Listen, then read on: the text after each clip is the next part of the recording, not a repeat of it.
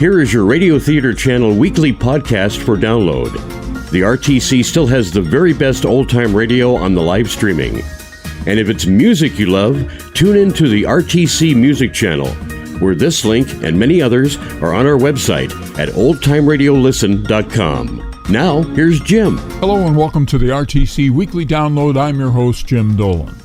Today we go to the master detective, the detective of all detectives, Sherlock Holmes, and an episode entitled The Norwood Builder. This is from 1964. It's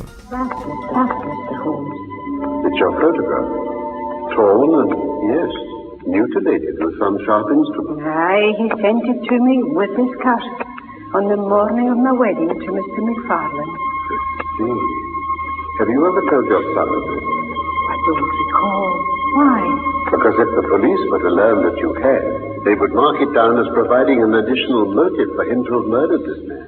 But no case was too hopeless for my friend Sherlock Holmes when he was defending the life of an innocent man. My name is Watson, Dr. Watson, and it was my privilege to share the adventures of Sherlock Holmes. I will tell you what happened in the case of the Norwood Builder. Hardly any case began more abruptly, as you may judge for yourself in a moment. What on earth? Mr. Sherlock Holmes, you mustn't blame me. I'm nearly mad. Mr. Holmes, I am the unhappy John Hector McFarlane. Have a cigarette, Mr. McFarlane. I'm sure that with your symptoms, my friend Dr. Watson here would prescribe a sedative. Mr. Holmes! Oh, Mr. Holmes, I do beg your pardon, but the young gentleman just ran on ahead of me. Don't worry, Mrs. Hudson. Just leave us, please. Very well, sir. Now, Mr. McFarlane, you mentioned your name as if I should recognize it. But I assure you that beyond the obvious facts that you are a bachelor, a solicitor, and a Freemason, I know nothing whatever about you. But if you know all those things, then... Well, purely from observation, I assure you. May I say it, the untidiness of your attire, the sheaf of legal documents protruding from the jacket pocket, the Masonic watch charm. Quite straightforward, eh, Watson? Oh, quite. I'm all of that. And in addition, I'm the most unfortunate man in London at this moment. I appeal to you, Mr. Holmes, if they come to arrest me before I finish telling you my story, make them give me time to tell you the whole truth. Arrest you? On what charge? For the murder of Mr. Jonas Oldacre of Law Norwood. Well, true, Watson. It was only a moment ago, Mr. McFarlane, that I was remarking to my friend that sensational cases had quite disappeared out of our newspapers. Is that so? Then you haven't looked very closely at that one there, have you? See? On the very front page. Indeed. Watson, if you'd be so good. Oh, certainly, Holmes. Mysterious affair at Law Norwood. Suspicion of murder and arson. At about 12 o'clock last night, an alarm was given that a stack of timber was on fire at the yard of Mr. Jonas Oldacre, a well-known builder of Law Norwood. The engines were soon upon the spot, but it was impossible to arrest the conflagration until the stack had been entirely consumed. Surprise was expressed at the absence of the owner of the establishment, and investigations revealed that a murderous struggle had apparently taken place in his study, where slight traces of blood were found. An oaken walking stick found there bore bloodstains on its handle, and a safe had been opened and papers scattered about the room. It is known that Mr. Oldacre received a visitor yesterday evening, a young London solicitor named John Hector McFarlane, who is now being sought by the police for his help in their inquiries. You see? Now read out the stop press. There, below. What, here? Yes. Yes. Police theory, victim was clubbed to death in his room, papers rifled, and dead body dragged across the woodpile, which was then ignited so as to hide all traces of the crime. Great heavens. Yes, the case has certainly some points of interest. May I ask, Mr. McFarlane, how it is that you're still at liberty? I live with my parents at Blackheath. But last night, having to do business with Mr. Oldacre late in the evening, I stayed in an hotel at Norwood. I knew nothing of this affair until I read that newspaper account on the train to the city. I hurried at once to put the case in your hands. As a matter of fact, I swear a man followed me out of London Bridge Station. Come in.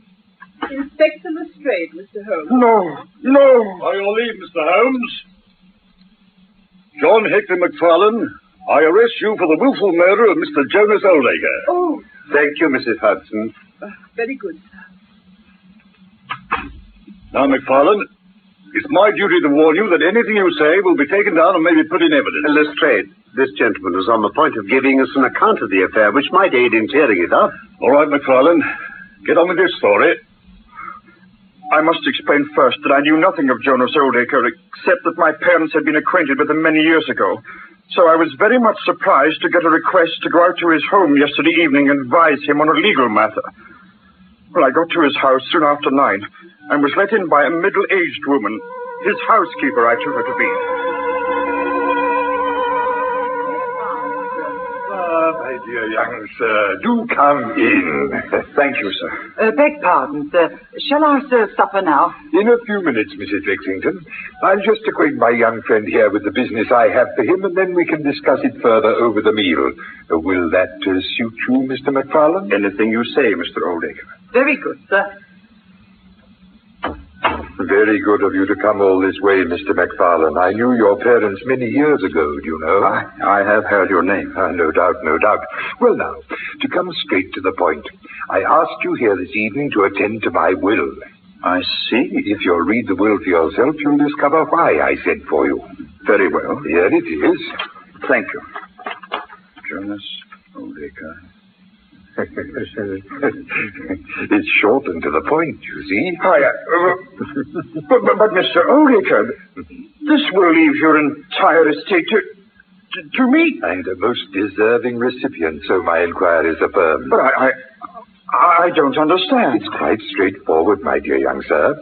I am a bachelor with hardly a living relation in the world. I knew your parents in my youth. As to yourself, I have always heard it said that you are diligent and thoroughly deserving. Therefore, I choose to make you my heir. I don't know what to say. Now, simply assure me, as a lawyer, that the will is in proper form. I shall sign it, Mrs. Lexington shall witness, and then we'll have supper. With the greatest pleasure, sir. There are a number of papers, title deeds, mortgages, scrip, and so on, which I should like you to examine. You will inherit them all someday, and a few words of clarification now will save you endless searching when that time comes. May that time be long delayed, sir. I share your wish, Mr. McFarlane. I think everything is taken into account now. I'll put all these papers back in the safe when you've gone. Oh, goodness me. It's nearly midnight. It's been a pleasure, sir. Indeed. Oh, don't go that way if you don't mind. Oh, I'm sorry. The doors creak, and I shouldn't wish to disturb Mrs. Lexington unnecessarily. Of course not. If you wouldn't mind the French window. Of course not. I did have it here somewhere, I'm sure. Have you mislaid something? My stick. Yes, I'm sure I had it with me. You did? I don't recall. Well, my boy, I shall see a good deal of you now, I hope. If your stick turns up, I'll keep it here until you can come back to claim it. It'll be a great pleasure, sir. I left him there. The safe open, the papers and packets on the table. It was too late to get home, so I spent the night in an hotel in Norwood. I knew nothing more until I read of this horrible affair in the morning paper. All right, then. And now, Mr. Holmes, anything you'd like to ask? Not until I've been to Blackheath. Oh, yes. No doubt that is what I must admit. Constable. Constable. Sir? Take him away. I'll follow later. Mr. Holmes. I shall do everything I can, Mr. McFarlane. Thank you, sir. I put my trust in you. This way. Well, Mr. Holmes? The case is not clear to me yet, Lestrade. What about you, Watson? Well, looks pretty clear-cut to me, I'm afraid. Exactly, Dr. Watson. My good Lestrade, you don't add imagination to your other great qualities. But if you could for one moment put yourself in this young man's place, would you choose the very night the will had been signed to commit your crime? Wouldn't it seem dangerous to you to make so very close a relation between the two incidents? Well, Would you choose an occasion when you're known to be in the house by the servant who'd let you in? Mm-hmm. And would you really take the greatest pains to conceal the body and yet leave your own stick lying about as a sign that you were the criminal? Confess, Lestrade, it's all very unlikely. Yes, but you know as well as I do that a criminal is often flurried and does things a cool man would avoid. Suppose some tramp lurking in the garden had seen the documents there in the room with the safe wide open and papers all over the table. Exit the solicitor, enter the tramp. He seizes a stick which he finds there, kills Oldacre, burns his body, and departs. But why should a tramp burn the body? Why should McFarlane? To get rid of some evidence. Possibly the tramp wanted to conceal the fact that any murder at all had been committed. Why did the tramp take nothing? Because he found they were just papers he couldn't negotiate. Well, Mr. Holmes, you look for your tramp. Just remember one thing, though. So far as is known, none of those papers were removed. And our prisoner is the one man in the world who had every reason to leave them all there intact, since he'd soon inherit them anyway. I don't deny that the evidence favors your theory strongly, Lestrade. I only wish to point out that there are other theories possible. Well, I must be going. Really? Look in at Norwood if you're passing and see how we're getting on. Goodbye, gentlemen. Goodbye, Lestrade. Well, he's got a strong case, Holmes. Now, Watson, if you'll kindly help me with my coat. Oh, certainly. Where are you going? Blackheath, as I said. Well, I'll just get my coat then. No, my dear fellow, I don't think you can help me. Oh, really? There's no prospect of danger. I shouldn't dream of stirring without you. I trust that when I see you again this evening, I shall have been able to do something for this unfortunate youngster.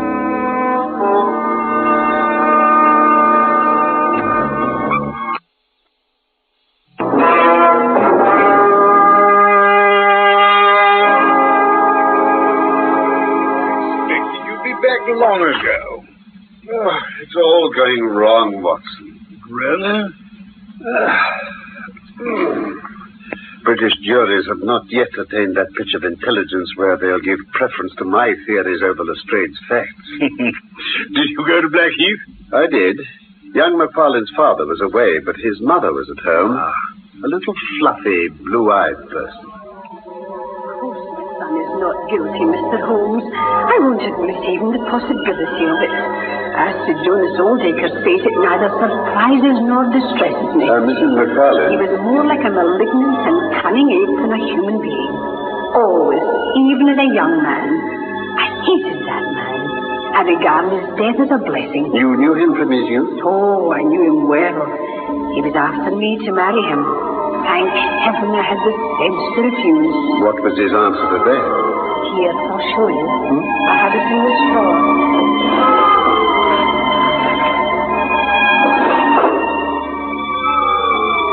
Now, what do you think of that, Mr. Holmes? It's your photograph. Torn and, yes, mutilated with some sharp instrument. Aye, he sent it to me with his curse on the morning of my wedding to Mr. McFarlane. See. Have you ever told your son of this? I don't recall. Why? Because if the police were to learn that you had, they would mark it down as providing an additional motive for him to have murdered this man. Revenge for his past cruelty. Mr. Holmes, my son did not kill Jonas Oldacre. Well, at least it could be argued that he would scarcely wait until the insult was wiped out before doing so. Oldacre had left all his property to your son. Neither my son nor I want anything from Jonas Oldacre, dead or alive. Nothing, Mr. Holmes. Nothing. So all you got was more evidence against your client? Nothing to help our own hypothesis, certainly. Oh, what did you do after that? I went to Oldacre's place. They'd just made a great treasure trove. What kind of treasure? Trouser buttons. Trouser buttons? They'd spent the morning raking among the ashes of the burnt wood pile, and a number of trouser buttons had come to light. Mrs. Lexington, the housekeeper, swore they were ones she'd sewn on for Oldacre. Mrs. Lexington, eh? Did you have a word with her, Holmes? I did, Watson. And I'm convinced that she could tell us something if she wanted to. A little dark woman, as close as wax. Shortly before 9:30, Mr. Holmes. And I wish now my hand had withered before I could turn the door knob to him. Yes, Mrs. Lexington, I quite appreciate your distress. Oh, the poor dear master, dead and gone. Mrs. Lexington, what time did you yourself retire to bed? 10:30, sir. After I cleared away there's nothing and washed up. And where is your room in relation to Mr. Holdaker's study? At the far end of the house, sir. I heard nothing of what happened. What awoke you eventually? People banging on the door with the alarm of fire. I dressed and I went down. I could smell the flesh burning. So could the fireman. Oh, it was terrible. Terrible. Quite amazing to think of her sleeping right through a death struggle like that. True, Watson. I feel it in my bones that there's something that hasn't come out. I could read it in her eyes, that sort of sulky defiance which only goes with guilty knowledge. But unless some lucky chance comes our way, I fear that the case of the Norwood builder will not figure in the chronicle of our successes. That's true. I wish I could suggest something, Holmes. There is one curious little point. What's that? I examined Oldaker's bank book amongst the other papers. His balance struck me as rather small for a man of such means. So I looked back through the entries during the last year. I found that a number of large checks had been made out to a Mr. Cornelius. Who's he? I don't know. His name didn't appear in any of the documents. Come in. Oh, what is it, Mrs. Hudson? A telegram for you, Mr. Holmes. Oh, thank you.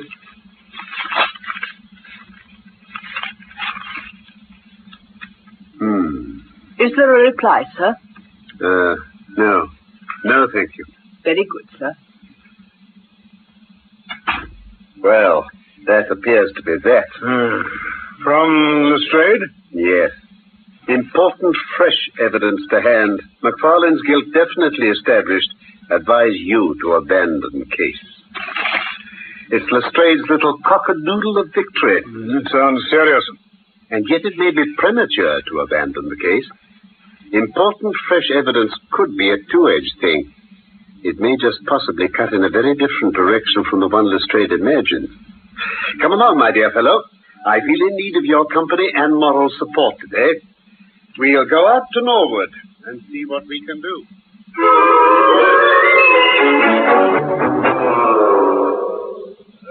Have you found your tramp?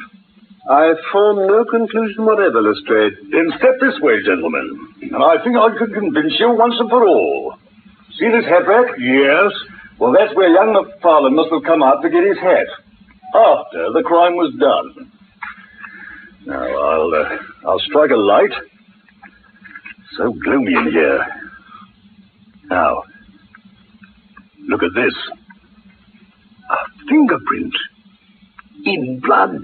Actually, a thumbprint, Doctor. Look at it through your lens, Mr. Holmes. Yes, I'm doing so. You are aware that no two thumbprints are alike? I have heard something of the kind. Now, let's hold this next to it. The wax impression of McFarlane's thumb taken by my orders this morning. That's final. Yes, that's final. It is final. But what a providential thing that this young man should press his right thumb against the wall and take his hat from the peg. Such a very natural action, too. Oh, by the way, Lestrade, who made this remarkable discovery? It was the housekeeper, Mrs. Lexington. But why didn't the police see this mark earlier? I suppose there is no doubt that it was there earlier. Eh? Oh, well, I'll be about the place if you want me. I've got a report to get on with. There are points about this development that hold out some new hopes for him. What? I'm delighted to hear that. You see, there's one really serious flaw in this new discovery. Indeed, Holmes, what is it? Only this, that I know that thumbprint was not there when I examined this hall earlier. Good gracious. Now, come along. I wish to inspect this whole house inside and out, and then we'll trouble Lestrade to grant us one final indulgence. Anything you like, Mr. Holmes. I understood that you were writing a report of this case. So I am. Don't you think it might be a little premature? What? I can't help thinking that your evidence is not complete. What do you mean, Mr. Holmes? Only that there's an important witness whom you have not seen. Who? Can you produce him? I think I can. How many constables have you? Oh, 2 within call. Both large, able-bodied men with powerful voices. What have their voices got to do with it? Kindly summon them here and tell them to bring a considerable quantity of straw. Straw? Yeah, there's plenty in the outhouse. 2 bundles will do.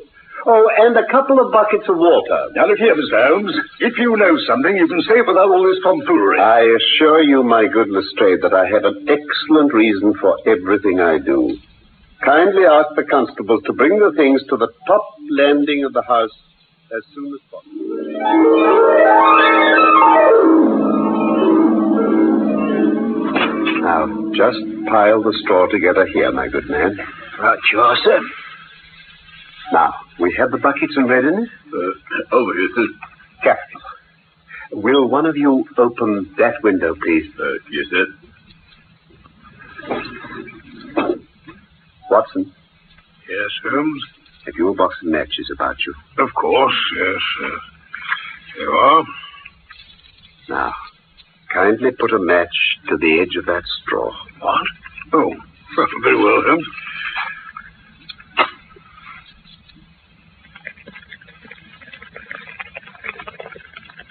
Now, as the draft from the window carries the smoke down the corridor, might I ask you all to join in the cry of fire?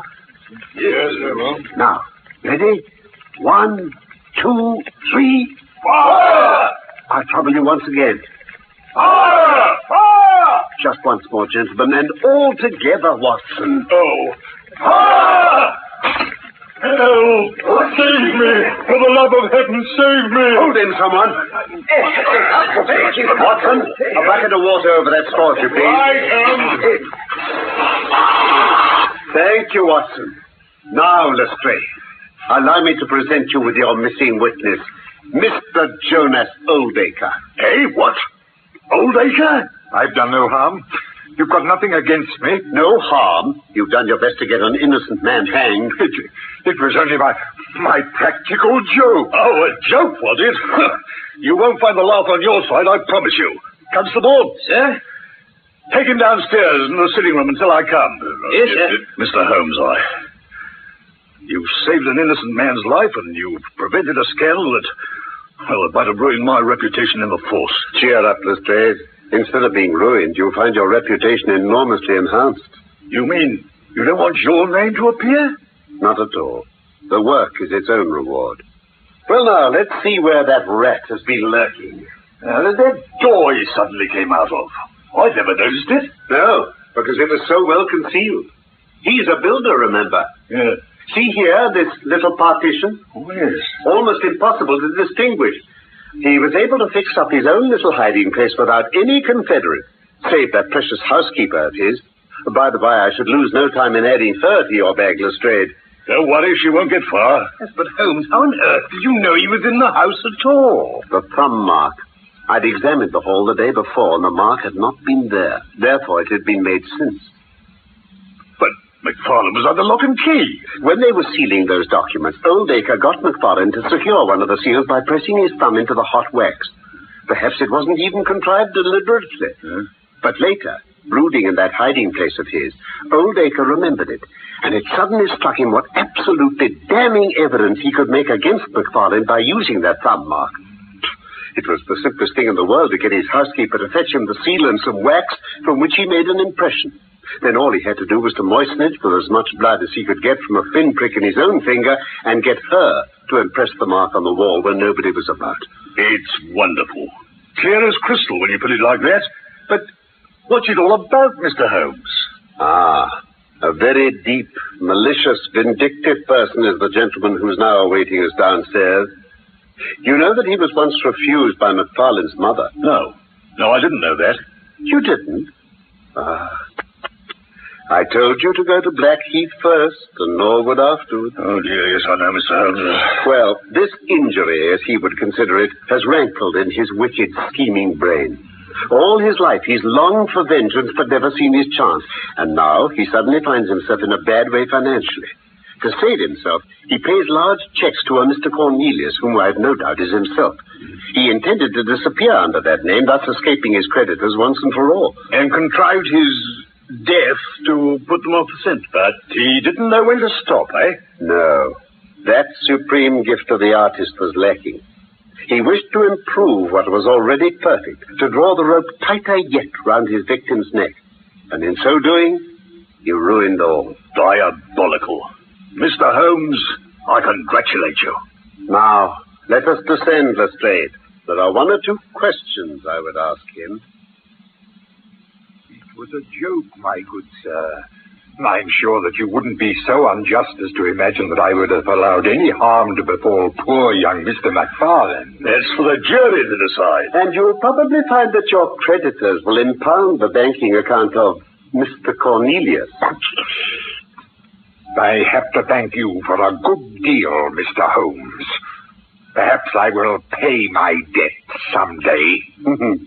I fancy that for some few years you will find your time very fully occupied. Oh, by the way, what was it you put into the woodpile beside the trouser button? A dead dog or rabbits or what? Oh, you won't tell? Dear me, how very unkind of you. Well, if ever you write an account, Watson, you can make rabbits serve your turn.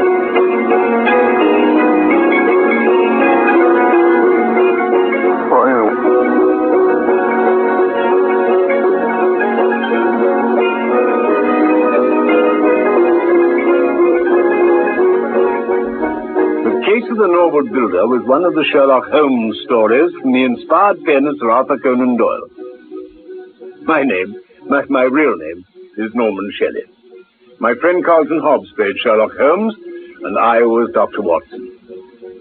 Michael Hardwick wrote the script for this BBC production from London. And I look forward to the pleasure of your company again soon for more of the adventures of Sherlock Holmes.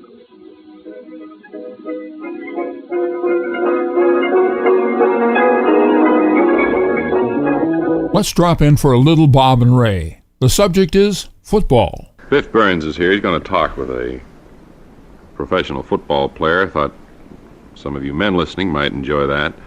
And Biff is right here with us now. And I would assume that you're all set to go, Biff, are you? Right all, sports fans. I wonder, could we have a little college music to set this up? Okay.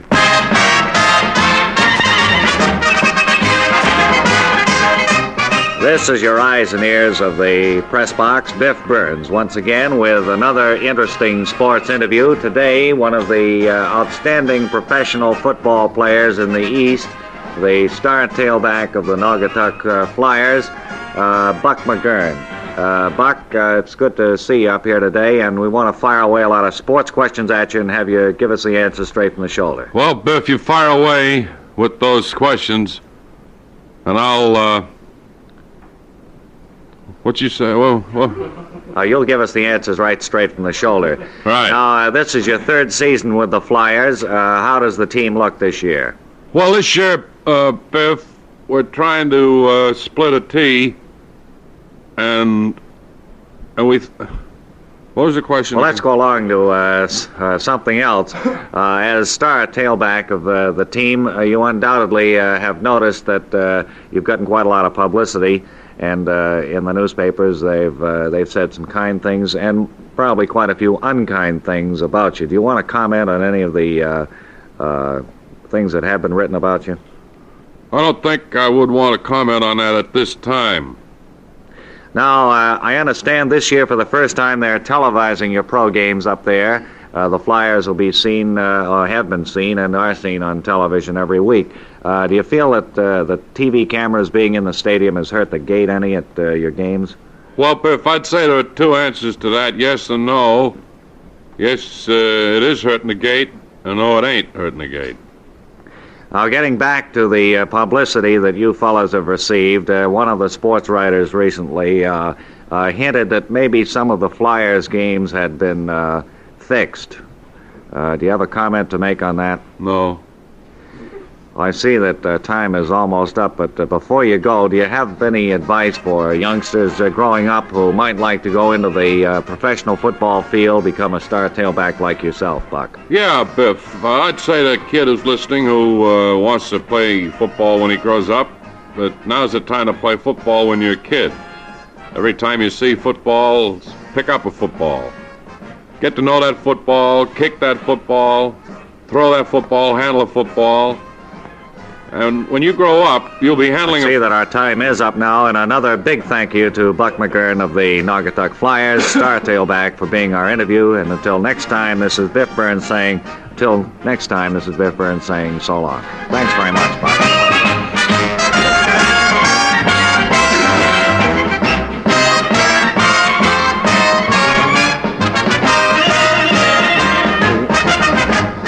And now it's time to join Orson Welles for an episode of the Black Museum. This is a museum in Scotland Yard that exhibits devices and things involved in major crimes. So let's join Orson Welles in a show entitled The Silencer. This is Orson Welles, speaking from London.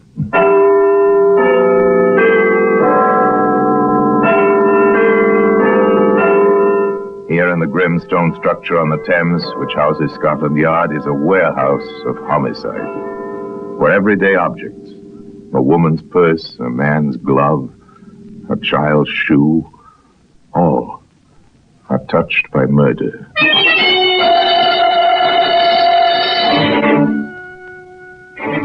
Now, this silencer was made to fit an army rifle, made for a killer, for striking unseen and unheard. In the dark, perhaps. Interesting little instrument, a scientific gadget to absorb sound, to change a sharp, cracking report into a muffled gasp. I suppose I'm being rather subjective about this, Sergeant, but I find myself hating that silencer. Yes, I understand how you feel, Inspector. A silencer, well, it's filthy, isn't it? It's something like a rattlesnake. No, Sergeant, your simile's wrong. A rattlesnake gives warning before he strikes. He plays fair.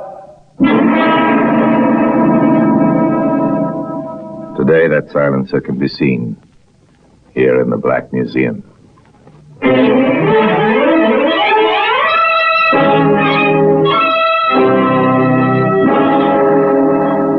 From the annals of the Criminal Investigation Department of the London Police, we bring you the dramatic stories of the crimes recorded by the objects in Scotland Yard's Gallery of Death, the Black Museum. In just a moment, you will hear The Black Museum, starring Orson Welles.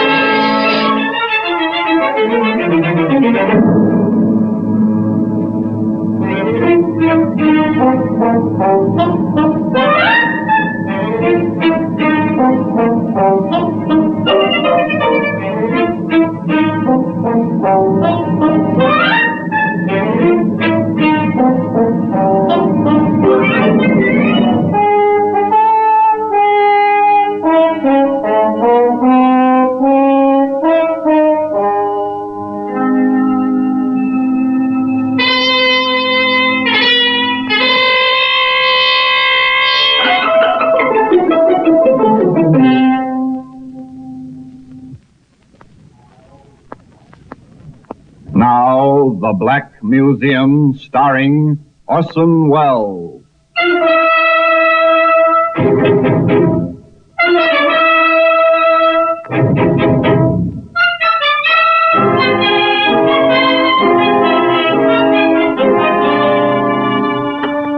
Well, here we are, in the Black Museum. Scotland Yard's Museum of Murder. Here lies death, violent death, in many guises, the long history of a great number of very murderous deeds. On the shelves, on the tables, in the very air itself. Now, this elephant gun here, this was once used for hunting by a sportsman bred in the very best traditions. Later used to shoot a friend in the back. Here we are, a silencer. Metal tubes within tubes, small and stubby, designed to swallow sound. There was a weapon, too, of course, but no one thought of a weapon or of a silencer the night Herbert and Josie Martin returned from a party to their new home in the equally new residential development in the suburbs of London. Oh, it was a fine party, Josie, but I don't mind telling you I'm dead for sleep. Oh, yes. Oh, I like the new neighbors, but Business days are no time for housewarming. At the rate these new houses are renting, we'll be going to house parties for weeks on end. Might as well make up our minds to it. A man and his wife, tired in a pleasant sort of way, pleased at meeting their new neighbors and preparing for sleep. Normal, quiet, nice people in a new home. Nothing spectacular. No hint of headlines. No thought of death. Sure the doors are locked, Herbert? Mm-hmm, yes. Oh, dear, please pull down the blind, because if it blows up during the night, it'll flap out the window and wake us, like last night. Oh, all right. If you didn't insist on opening the windows from the top, Josie, the blinds wouldn't blow.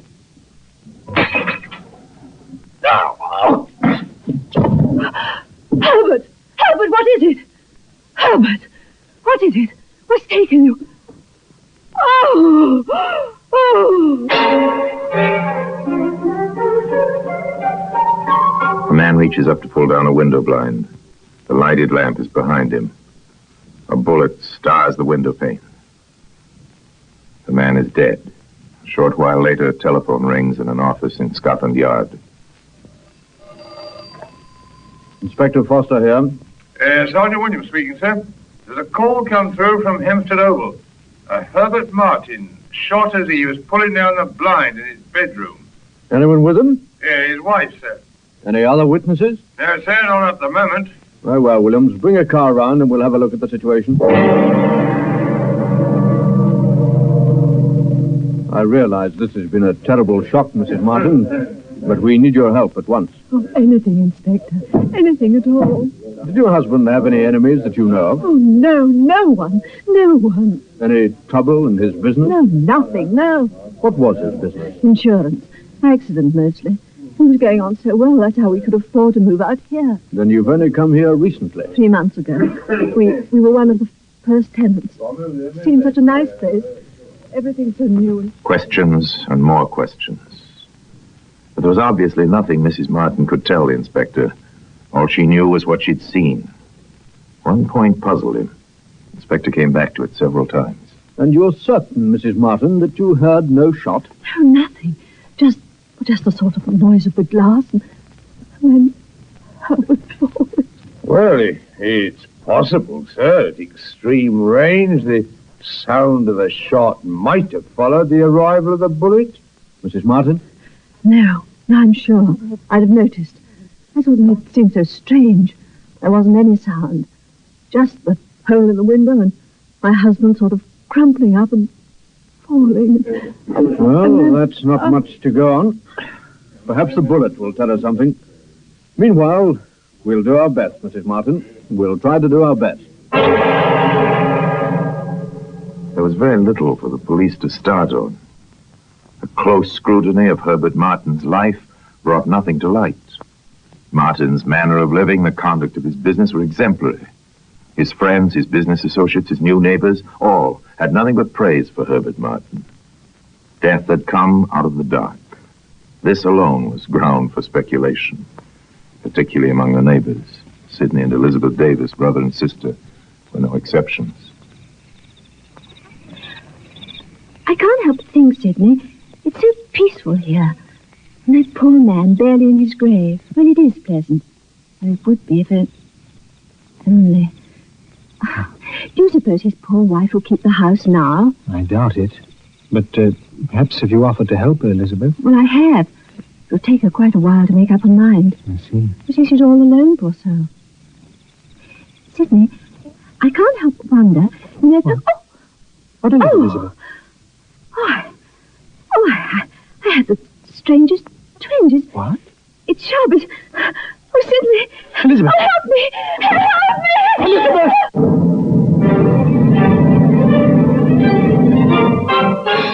Death had come to Hempstead Oval once again.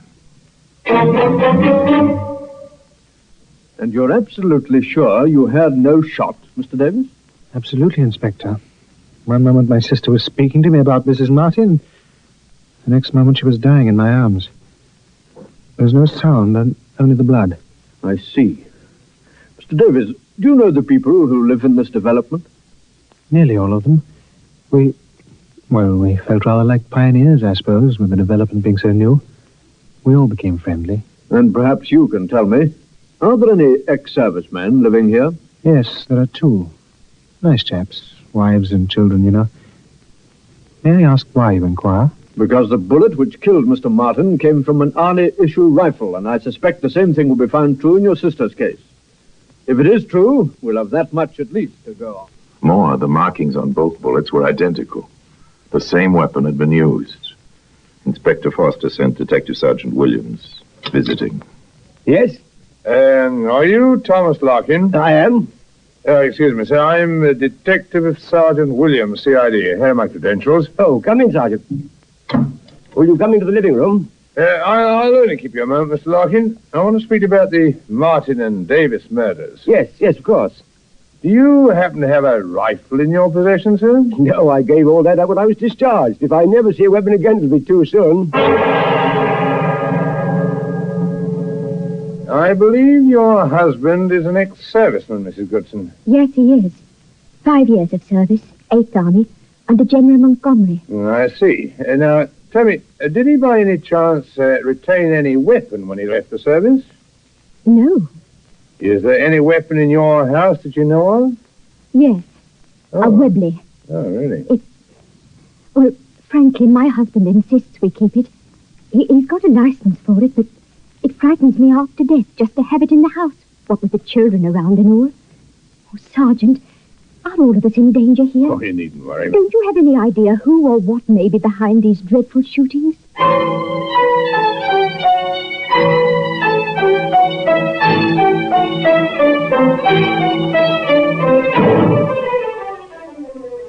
Nothing, sir. I drew a complete blank. I rather thought you would. Incidentally, pathology found the Davis bullet and ballistics reports it's identical with the one they recovered from Martin's body. Well, whoever he is, he's a fabulous shot, sir. And he uses a silencer.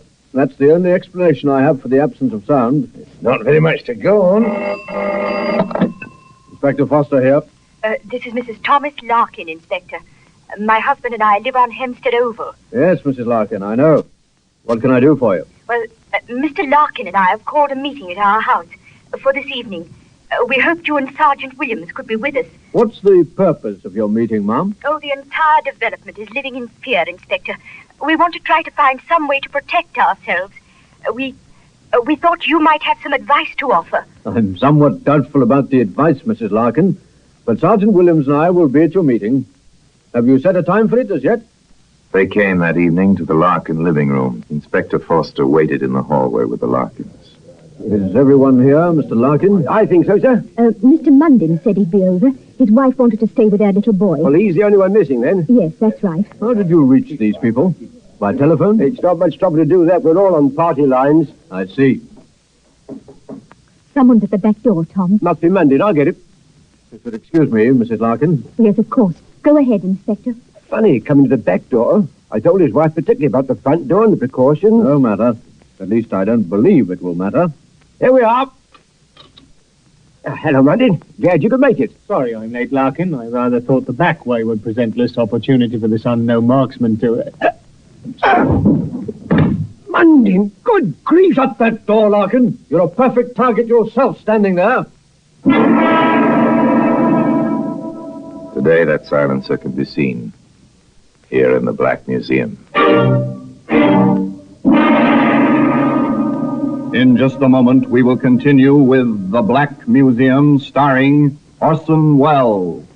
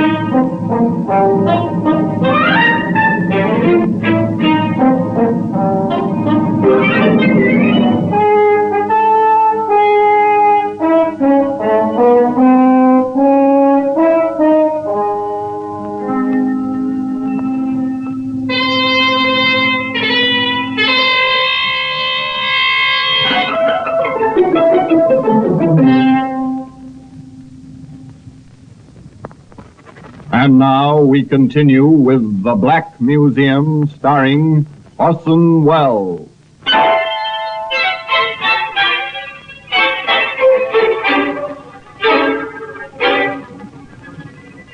Neighbor Munden was dead, with a rifle bullet neatly placed in the back of his head. The silent marksman was another story entirely. Who he was, where he was, why he struck, were the unanswered questions which Inspector Foster had to face as he stood before the terror-stricken residents of Hempstead Oval. All I can say is that the police are doing anything and everything to find this killer. And in the meantime, Inspector? I'll answer that. In the meantime, we can all be picked off as my sister was, or Martin, or Munden. Yes, he's right, Inspector. I, for one, won't leave my children open to the risk of being orphaned or worse. No. Oh, no. Moving away, giving up your homes, won't find the murderer. I'm asking you, all of you, to do something quite difficult under present circumstances. I want you to stay here for another few days. Be patient. Remain indoors at night. Stay away from doors and windows. If it's possible to find him, and that is always possible, we'll do it. I promise you this, that the entire machinery of the London... They watched him, the good neighbors of Hempstead Oval, with doubt and fear in their eyes. What they did as Inspector Foster asked. They stayed in their homes and waited. The welcome light of morning found the inspector and his sergeant with Tom Larkin in the kitchen of his home. You're about the same height as Munden, aren't you, Larkin? Just about. Good. Sergeant? Yes, sir? Set up the transit here where Munden was standing when he was hit and adjust its height to Mr. Larkin. Very good, sir. A surveyor's transit in my kitchen? I don't understand, Inspector. You will shortly. Almost ready, Sergeant? Yes. The men worked quickly, methodically. The transit was set up, the lens of its telescope facing the open back door. Inspector Foster adjusted the eyepiece and then slowly scanned from lintel to lintel through the open doorway. Back he moved the instrument, adjusting it vertically as well as horizontally, turning the brass thumb screw carefully, precisely. Stepped away from the transit. That seems to be the best possibility, Sergeant. See for yourself. Thank you, sir. Yes, it lines up well. The angle seems to be about right. Shall we have a look at it? Yes. Care to come with us, Larkin? Yes, I would. There's a tree out there with a clear line of fire right through your back door. The distance seems to be about 500 yards. So that's what the transit was for. Exactly. Let's go, shall we?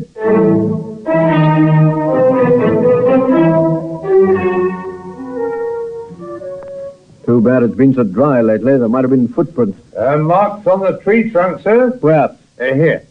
Look, notice a strafing on this bark, sir. As if someone in heavy boots had climbed the tree, and it's recent, too. Here for a boost up, Sergeant? Yes, sir. All right, That's it. Hey, there are more marks up here, sir. Quite a comfortable perch. Hello, the limb forks here. Scratches on the bark. Could have been a rifle rested here. Very good. Come on down, Sergeant. Right.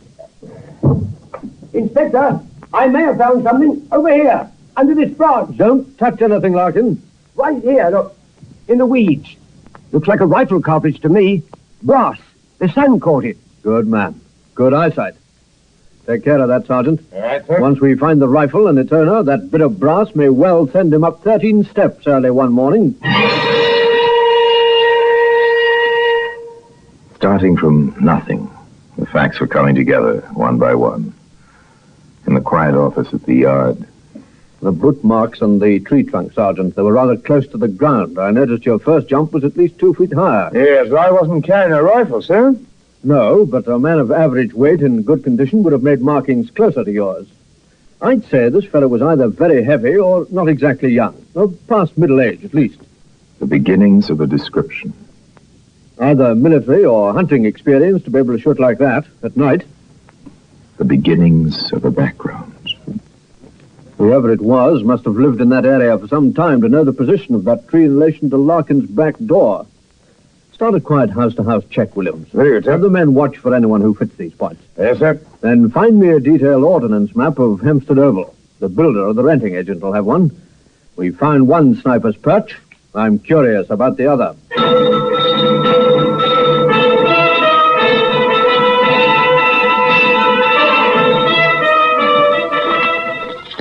Interesting layout architecturally, according to the contour of the land. The main line of the houses seems to curve round this rise just off centre. It must have been quite a place in the old days. Oh? The builder told me. An estate sold for taxes. Family named, Wardman. Old line. The grant went back nearly to the first Queen Elizabeth. History. Fascinating. Any more? Yes, quite a talkative fellow.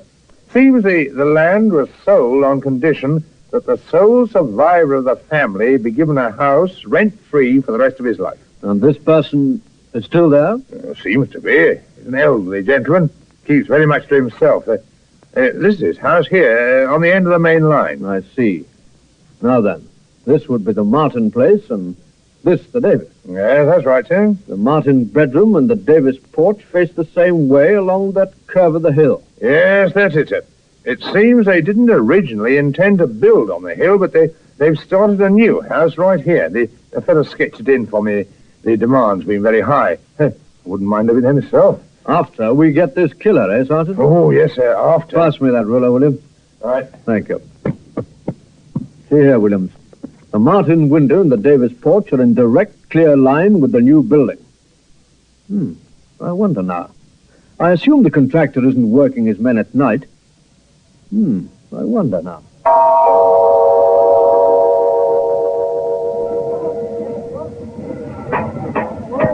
This is the top floor, Inspector. Hardwood isn't in yet, but that floor will take your weight. That's the dormer window you asked about. Look around, will you, Sergeant? Very good, sir. About the progress of this building. Yes, sir. How long has this top floor been in this half-finished state? About a fortnight, sir. Glaziers are due end of this week. Carpenters will get the flooring right after that. Anyone here at night? Yes, there's a watchman for the old development. One of his stations is just across the road. You can see it through the window. There. I see. I have them, sir. Here. They were lying along the wall, under the window. Now, who'll do this? 10-penny nails in the windowsill. Someone will catch it for this. No doubt someone will. Someone put those nails in to help steady a rifle. The same someone who left those 2 brass cartridge cases behind him.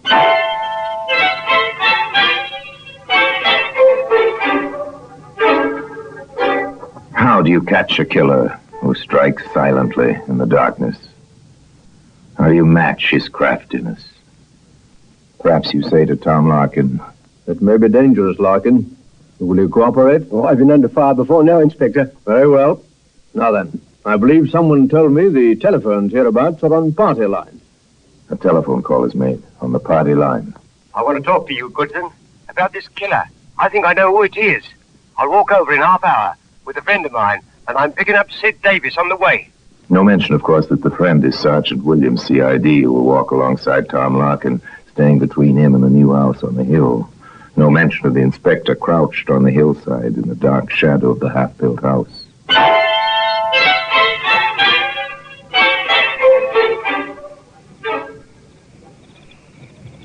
So you're certain the men know the orders, Mason? Yes, sir.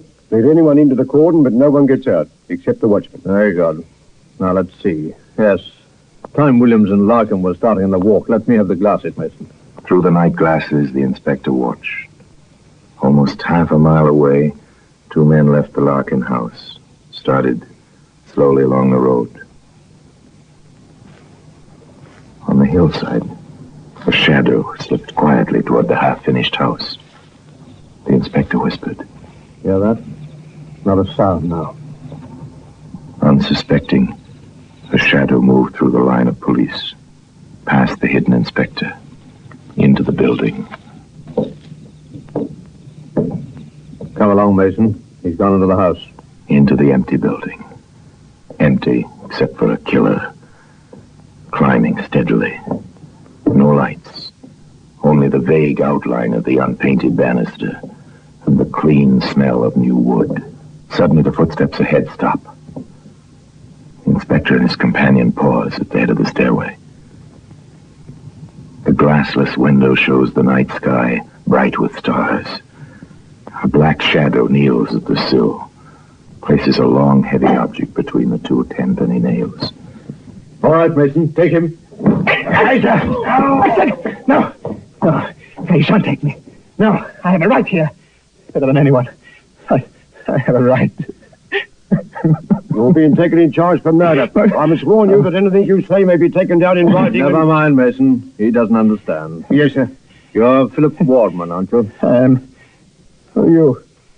You seem to be a gentleman. My name's Foster. Why are you here in this empty building, Mr. Wardman? I have a right. This is my land. My family's land. They told me when I sold it for the money I could go on living here. I build houses, brought strangers. I'm driving them out. I'm hunting them out, as I hunted in Africa. And you were a boy. That's my right. I came to live on my land. Trespassers, there's a law. There's a law, too, Mr. Wardman, about rifles like this. And silencers. Silencers. I'm a good shot, eh? Picked them off like quail. And with a silencer, supposed to spoil the accuracy of a rifle. But not mine. I'm good. Won trophies when I was younger. I never knew. I never knew. All right, let's take him downstairs. You were an excellent shot, Mr. Wardman, even with a silencer. And today that silencer can be seen in its place here in the Black Museum.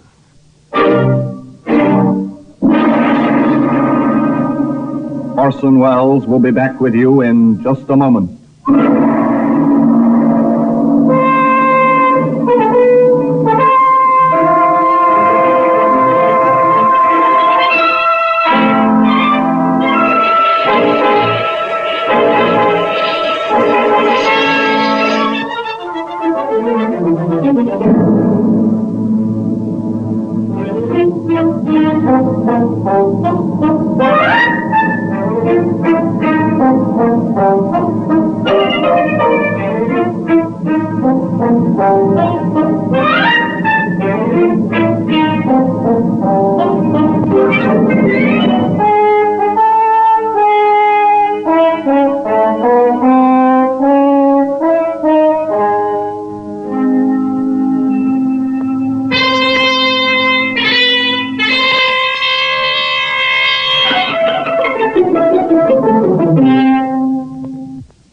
Now here in person is Orson Welles.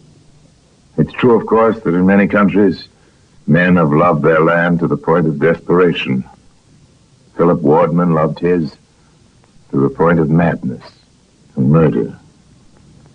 The rifle belonged to his grandson, a veteran living far away in Canada. Where the old man bought the silencer was never learned. The secret of that went with Philip Wardman to the place where his bitter, lonely life drew to its close. The silencer itself remains in its usual place in the Black Museum. Now, until we meet next time, I'll tell you another story about the Black Museum. I remain, as always, obediently yours.